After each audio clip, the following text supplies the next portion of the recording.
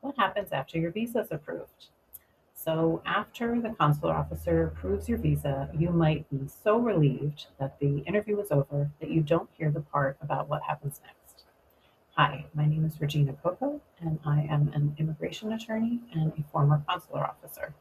I now have my own firm, Cocco Law PLLC.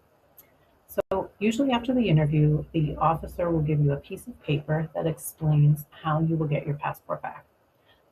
You leave your passport at the consulate or embassy so that your visa can be printed in your passport and the passport is returned to you. It can take up to 2 weeks for this to happen because there are certain steps that have to be taken for your visa to move from approved status to printed status. So it's important that you don't buy a plane ticket or make any non-refundable plans until you have your passport back in your hands. If you check your DS-160 during this time, it should say approved after the interview and issued once the visa is printed. Now that system isn't perfect, and so you might never see move from the status of approved to issued before you get your passport back, but it is a good clue as to what is happening in the system with your visa. Each consulate or embassy has its own courier or mail service system, its own way of returning passports. Very rarely will you be going back to the embassy or consulate to pick up your passport. So once you get your passport back, however it came back to you, you should check the visa inside and make sure that everything is spelled correctly.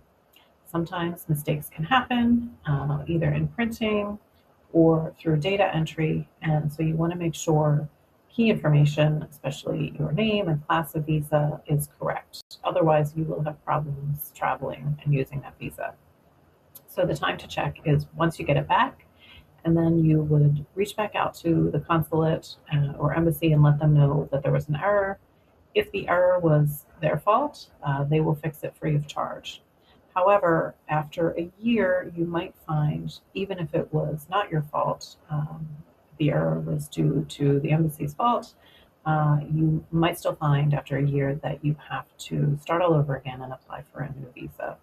So it's best that you take a look at your passport and your visa once you get it back in your hands and make sure everything is correct. I hope this information was helpful. And if you have anything else that you'd like me to talk about, please feel free to leave a comment below. Thank you.